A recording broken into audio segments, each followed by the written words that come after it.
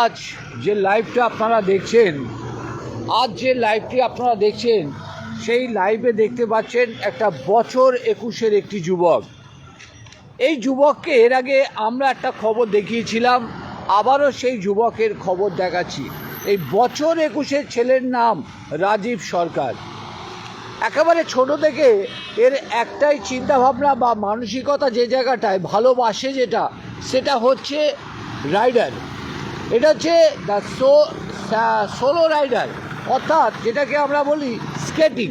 দেখতেই পাচ্ছেন পায়ে স্কেটিংয়ের তার যে দরকার সেই স্কেটিং আছে।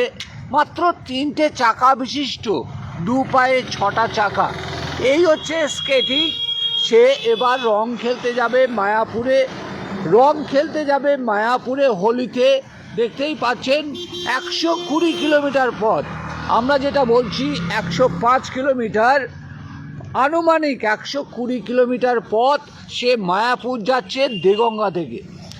এই দেগঙ্গা থেকে সে মায়াপুর যাবে।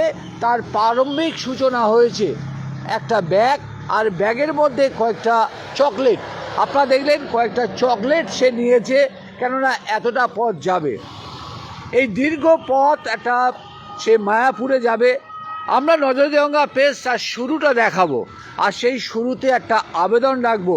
এই যে ছেলেটি যাচ্ছে পথে, দীর্ঘ পথ, অর্থাৎ 34 নম্বর জাতীয় সড়ক ধরে এই যুবক যাবে মায়াপুরে। আপনারা দেখতে পাচ্ছেন তার প্রস্তুতি, শুধুমাত্র একটা ব্যাগ। এই ব্যাগটাকে নিয়ে সে রওনা দিচ্ছে দেগঙ্গার পলিটেকনিক।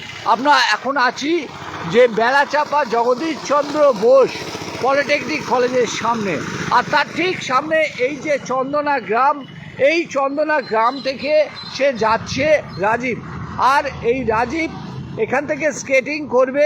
সেই স্কেটিংয়ের মুহূর্তটা আপনাদের দেখানোর চেষ্টা করছি। দেখুন এই দীর্ঘ পথ ও এভাবেই যাবে। আমরা দেখাচ্ছি ঠিক এভাবেই এই দীর্ঘ এতটা পথ যাবে মায়াপুরে। তার আগে একটু রাজীবের সঙ্গে কথা বলে নেই।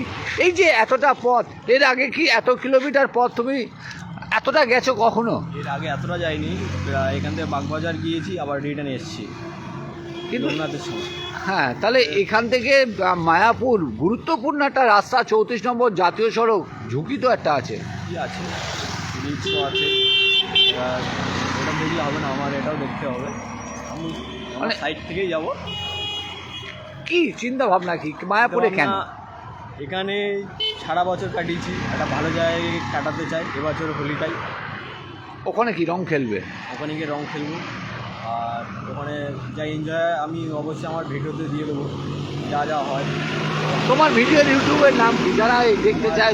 ইউটিউবের নাম হচ্ছে দা সোলো রাইডার, আর ফেসবুক অ্যাকাউন্ট হচ্ছে রাজীব সরকার বলে অ্যাকাউন্ট আছে আমার।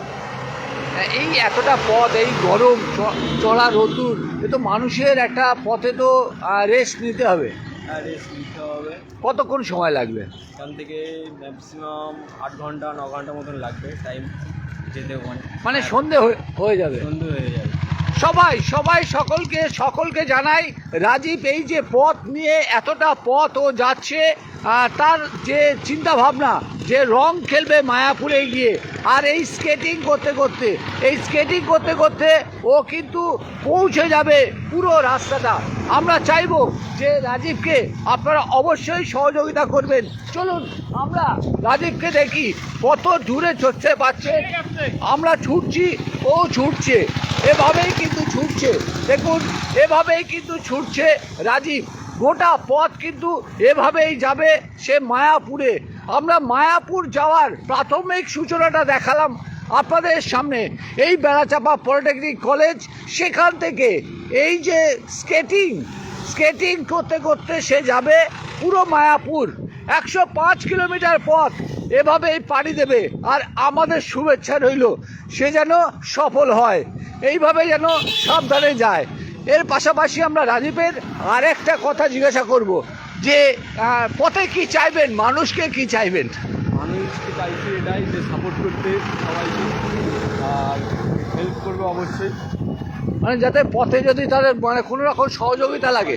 তাহলে হেল্প আমরা আমরা আমরা রাজীবকে শুভেচ্ছা জানালাম, তুমি এসো, সাবধানে যেও, এবং তোমার এই যে রং মাখারে এবং মানুষকে এইভাবে দেখতেই পাচ্ছেন, এভাবে স্কেটিং করতে করতে সে পৌঁছে যাবে মায়াপুর।